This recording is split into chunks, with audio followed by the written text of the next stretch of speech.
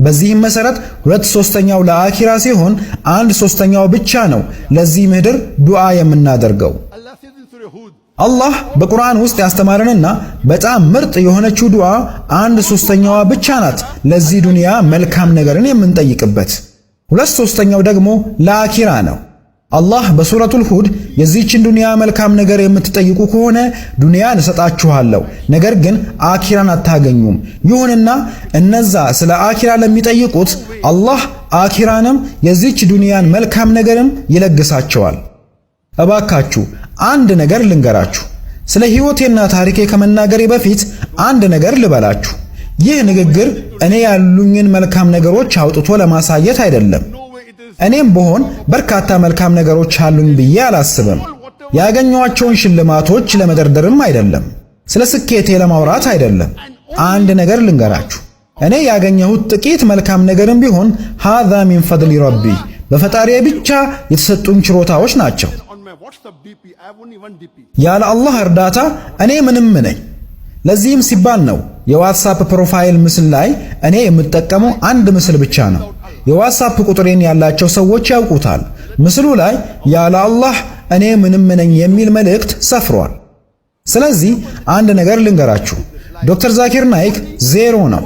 በዚህች ምድር ላይ ያገኘው ጥቂት ስኬት በአላህ እርዳታ ብቻና ብቻ ነው። ኢንሻአላህ አላህ ከረዳችሁ በዚህች ምድር ላይ ምንም አይነት ነገር እንደማያሸንፋችሁ ወደፊት ትረዳላችሁ።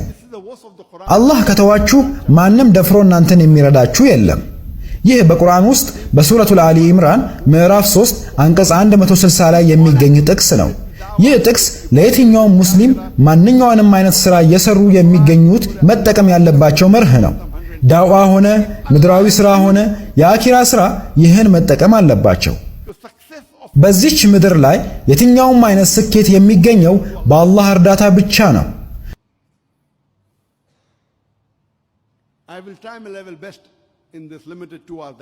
በዚህች ባለችኝ ውስን 2 ሰዓታት ውስጥ የቻልኩትን ያህል ወሳኝ ነጥቦችን ለመንካት ሞክራለሁ። ምክንያቱም አልሐምዱሊላህ አላህ በርካታ ማካፈል ያለብኝን ልምዶች አሮኛል።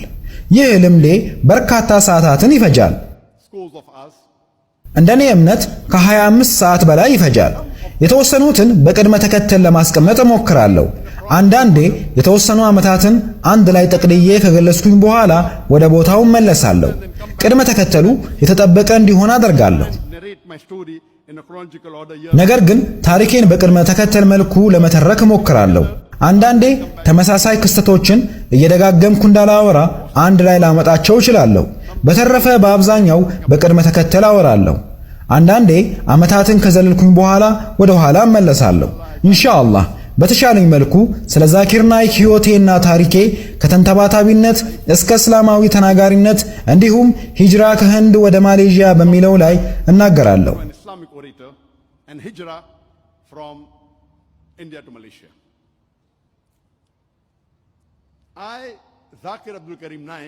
እኔ ዛኪር አብዱልከሪም ናይክ ጥቅምት 18 1965 በህንድ ሀገር በመሃራሽትራ ግዛት በቦምቤይ ዛሬ ሙምባይ በመባል በምትታወቅ ከተማ ተወለድኩ።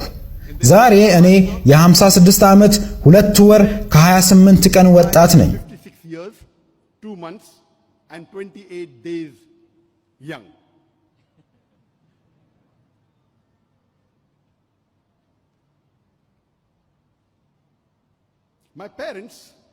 ሁለቱም ወላጆቼ በከፍተኛ ደረጃ የተማሩ ናቸው።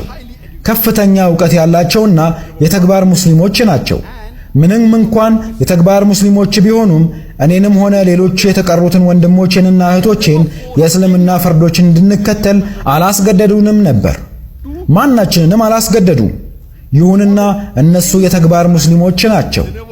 እንደውም ልጅ ሆኜ የ3 እና 4 ዓመት ልጅ እያለሁ ለመጀመሪያ ጊዜ የጾምኩት የቤተሰቦችን ፍላጎት በመጻረር ነበር። ምክንያቱም የ3 ዓመት ሕፃን እንዴት ሆኖ ነው የሚጾመው ብለው ከልክለውኝ ነበር። ቢሆንም እኔ መጾም ፈልጌ ነበር።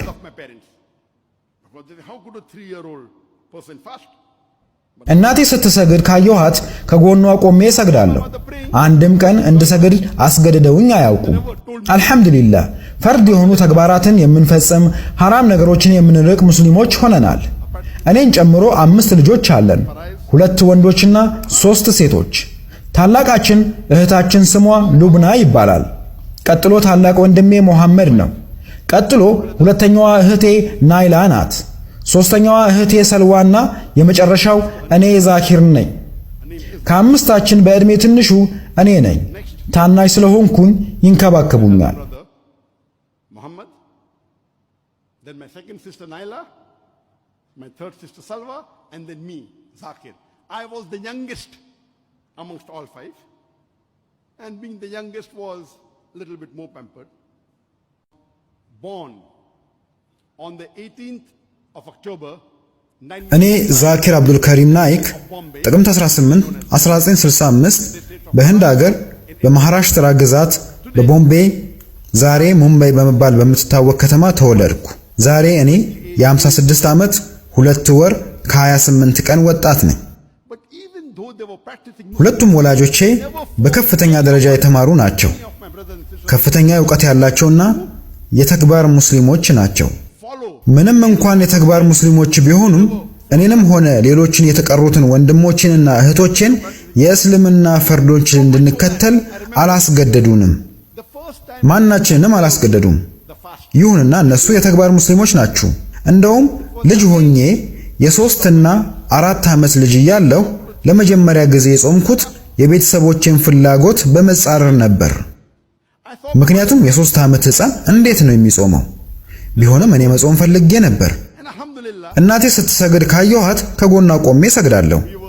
አንድም ቀን እንድሰግድ አስገድደውኝ አያውቁም። አልሐምዱሊላህ። ሁላችንም ፈርድ የሆኑ ተግባራትን የምንፈጽም ሐራም ነገሮችን የምንርቅ ሙስሊሞች ሆነናል። እኔን ጨምሮ 5 ልጆች አለን፣ 2 ወንድማማቾችና 3 እህትማማቾች። ታላቃችን እህታችን ስሟ ሉብና ይባላል። ቀጥሎ ታላቅ ወንድሜ መሐመድ ነው። ቀጥሎ ሁለተኛዋ እህቴ ናይላ ናት። ሶስተኛዋ እህቴ ሰልዋና የመጨረሻው እኔ ዛኪር ነኝ። ከአምስታችን በዕድሜ ትንሹ እኔ ነኝ። ታናሽ ስለሆንኩ ይንከባከቡኛል።